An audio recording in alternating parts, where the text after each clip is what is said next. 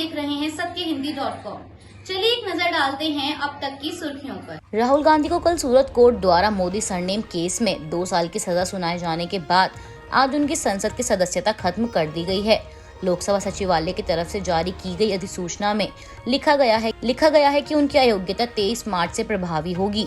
इस अधिसूचना में बताया गया है कि वायनाड सीट से लोकसभा सांसद राहुल गांधी को संविधान के अनुच्छेद 102(1) और जनप्रतिनिधित्व अधिनियम 1951 धारा 8 के तहत अयोग्य घोषित किया गया है।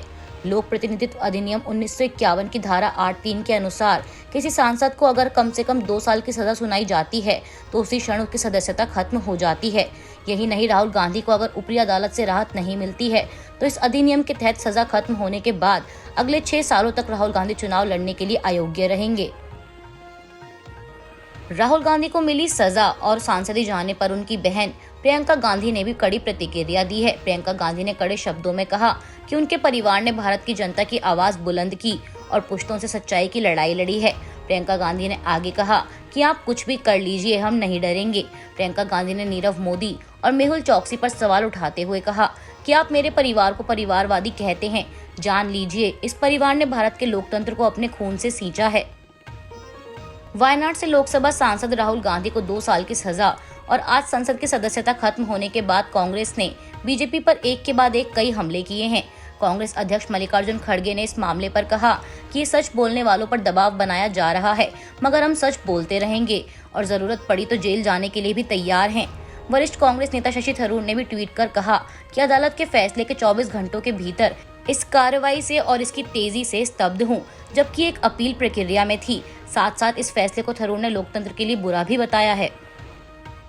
राहुल गांधी के खिलाफ हुई कार्रवाई को लेकर राजस्थान के मुख्यमंत्री अशोक गहलोत भी बीजेपी पर हमलावर हैं। गहलोत ने राहुल गांधी की सदस्यता खत्म करने को तानाशाही का एक उदाहरण बताया और कहा कि बीजेपी को नहीं भूलना चाहिए कि इंदिरा गांधी के साथ जब उन्होंने ऐसा कुछ करने की कोशिश की थी तब क्या हुआ था। गहलोत ने आगे लिखा कि राहुल गांधी देश की आवाज हैं और इस तानाशाही के खिलाफ अब ये आवाज और तेज होगी। कांग्रेस नेता जयराम रमेश ने भी अधिसूचना को ट्वीट कर लिखा कि इस लड़ाई को कानूनी और राजनीतिक दोनों तौर पर लड़ेंगे। राहुल गांधी की संसद की सदस्यता खत्म होने के बाद विपक्षी नेताओं ने इस फैसले पर कड़ी आपत्ति जताई है और अपनी अपनी टिप्पणी दी है। हाल ही में कांग्रेस पर हमलावर रही ममता बनर्जी ने भी ट्वीट कर बीजेपी पर हमला बोला है और कहा कि पीएम मोदी के नए भारत में विपक्षी नेताओं को निशाना बनाया जा रहा है। ममता बनर्जी ने आगे लिखा कि आपराधिक पृष्ठभूमि वाले भाजपा नेताओं को मंत्रिमंडल में शामिल किया गया है और विपक्षी नेताओं को उनके भाषण के लिए अयोग्य ठहराया जा रहा है।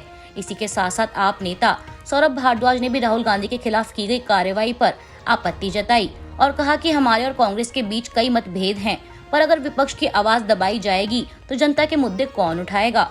सौरभ भारद्वाज ने आगे कहा कि ऐसा ही चलता रहा तो भाजपा बिना किसी विरोध के अकेले चुनाव लड़े और इसी को तानाशाही भी बताया। विपक्षी दलों के नेताओं की तरफ से राहुल गांधी की सदस्यता समाप्त कर दिए जाने के बाद लगातार बयान आ रहे हैं। तृणमूल कांग्रेस और आम आदमी पार्टी के बाद उद्धव बालासाहेब ठाकरे शिवसेना के मुखिया उद्धव ठाकरे ने कहा कि ये लोकतंत्र की हत्या है और सभी एजेंसी सरकार के दबाव में काम कर रही हैं। इसी के साथ साथ ठाकरे ने भी इसे तानाशाही की शुरुआत बताया। बिहार की राष्ट्रीय जनता दल की तरफ से भी तीखी टिप्पणी की गई है।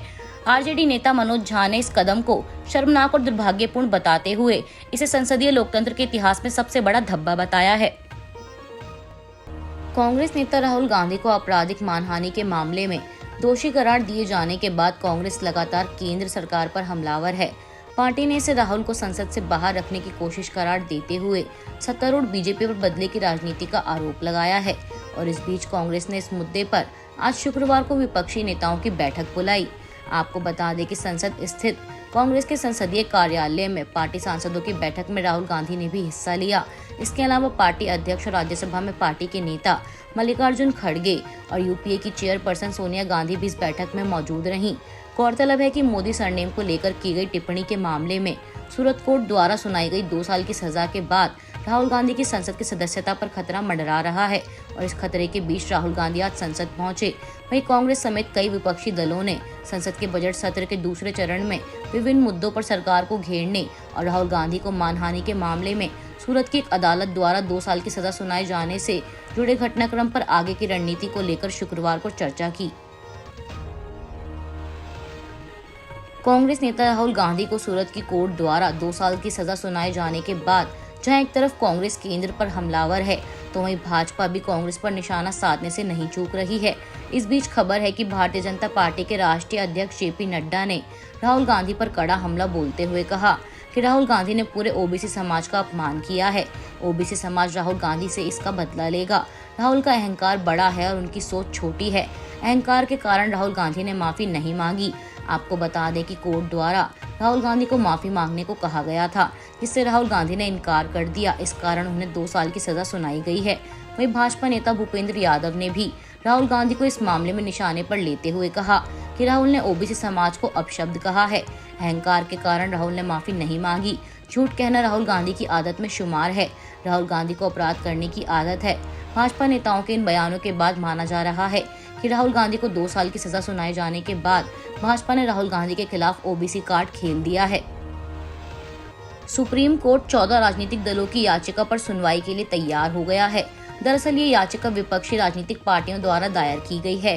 विपक्षी राजनीतिक पार्टियों ने इस याचिका में कहा है कि केंद्र सरकार जांच एजेंसियों का दुरुपयोग कर रही है, राजनीतिक विरोधियों को गिरफ्तार कराया जा रहा है और अदालतों के लिए गिरफ्तारी और रिमांड पर गाइडलाइन बनाई जाए। वहीं अब इस मामले में 5 अप्रैल को सुनवाई होगी। आपको बता दें कि इन 14 पॉलिटिकल पार्टियों में देश की सबसे बड़ी विपक्षी पार्टी कांग्रेस भी शामिल है। कांग्रेस नेता अभिषेक मनु सिंघवी ने सीजेआई डीवाई चंद्रचूड़ को बताया कि राजनीतिक विरोधियों को गिरफ्तार करने के लिए केंद्र सरकार द्वारा कानून लागू करने वाली एजेंसियों के दुरुपयोग के खिलाफ 14 राजनीतिक दलों ने सुप्रीम कोर्ट का दरवाजा खटखटाया है। हम भविष्य के लिए दिशा निर्देश मांग रहे हैं। 2014 के बाद मामले दर्ज में भारी उछाल आया है। सजा की दर मात्र 4 से 5% ही है। बता दें कि 14 पॉलिटिकल पार्टियों को एक मंच पर लाने का काम किया है दिल्ली के मुख्यमंत्री अरविंद केजरीवाल ने। इन पार्टियों में कांग्रेस, टीएमके, आप, टीएमसी, बीआरएस आदि शामिल हैं।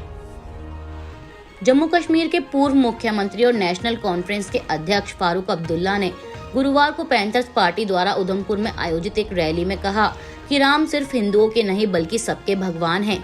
कृपया इस धारणा को अपने दिमाग से निकाल दें। भगवान राम उनमें आस्था रखने वाले सभी लोगों के भगवान हैं, फिर चाहे वे मुसलमान हो या ईसाई, अमेरिकी हो या रूसी।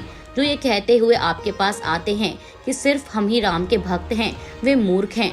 वे राम के नाम का फायदा उठाना चाहते हैं। उन्हें राम से नहीं सत्ता से प्यार है। मुझे लगता है कि जब जम्मू कश्मीर में चुनावों की घोषणा होगी तो वो आम आदमी का ध्यान हटाने के लिए राम मंदिर का उद्घाटन करेंगे। अब्दुल्ला ने भारतीय जनता पार्टी पर निशाना साधते हुए कहा कि बीजेपी सिर्फ सत्ता में बने रहने के लिए राम के नाम का इस्तेमाल करती है। इसके साथ ही उन्होंने ईवीएम को लेकर भी सवाल उठाते हुए कहा कि लोगों को इसके इस्तेमाल को लेकर सतर्क रहना चाहिए। इसके अलावा अब्दुल्ला ने विपक्षी एकता को लेकर एक बार फिर दोहराते हुए कहा कि विपक्षी एकता में किसी भी तरह की बाधा नहीं आएगी, चाहे वह कांग्रेस हो, नेकाम या पैंथर्स पार्टी। हम लोगों के लिए लड़ेंगे और मरेंगे, लेकिन हम सब एकजुट रहेंगे। आपको बता दें कि जम्मू कश्मीर में आने वाले महीनों में विधानसभा चुनाव होने की संभावना है और सूबे के कई प्रमुख दल बीजेपी के खिलाफ लामबंद होने की तैयारी कर रहे हैं। आज के लिए बस इतना ही। बाकी की खबरों के लिए जुड़े रहिए सत्यहिंदी.com के साथ।